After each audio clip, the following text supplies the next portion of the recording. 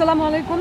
আমরা এখন ঢাকা ইউনিভার্সিটির সেন্ট্রাল মসজিদে আছি এবং এখানে আমরা জানি যে আমাদের শহীদ ওসমান ভাই শায়িত আছেন এবং আজ যদি উনি বেঁচে থাকতেন তাহলে এই যে ঢাকা ৮ আসনে আমি প্রার্থী হয়েছি এবং আমার সাথে আরও ৭ জন হয়তো অফিশিয়ালি মনোনয়ন পাওয়া আছে, তাদের মধ্যে উনিও একজন থাকতেন।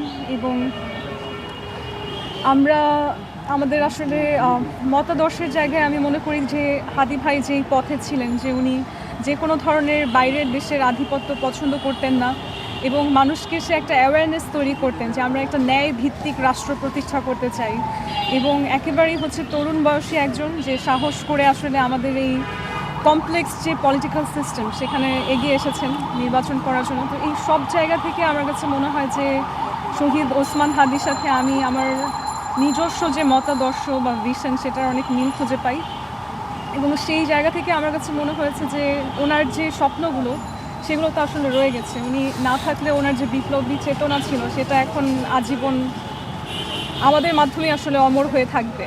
সেই কারণেই আমার যে যাত্রাটা শুরু হচ্ছে, আমি চেয়েছি তাকে শ্রদ্ধা জানিয়ে শুরু করতে।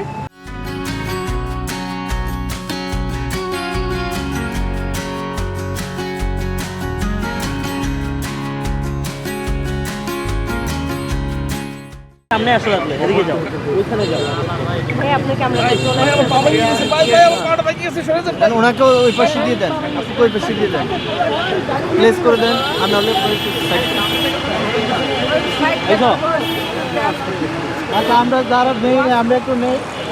ভাই যে এখানে কেউ কাউরে সুবিধা দেয় না, তোরে তো দিবেই না, কারণ তোর তো স্ট্যান্ড ছাড়া মাঝখানে স্ট্যান্ডটা তুই তোর রিপোর্টারকে দে, তুই স্ট্যান্ড ক্যামেরা নিয়ে ক্যামেরা সবসময় হাতে নিবি এইসব ভিড়ে। না কথা বলছে না, না না কথা বলতেছে না, কিচ্ছু করেন কথা বলবে বাইরে হইয়া, তুই স্ট্যান্ডটা রিপোর্টারের হাতে দে, তুই মাঝখানে আয়।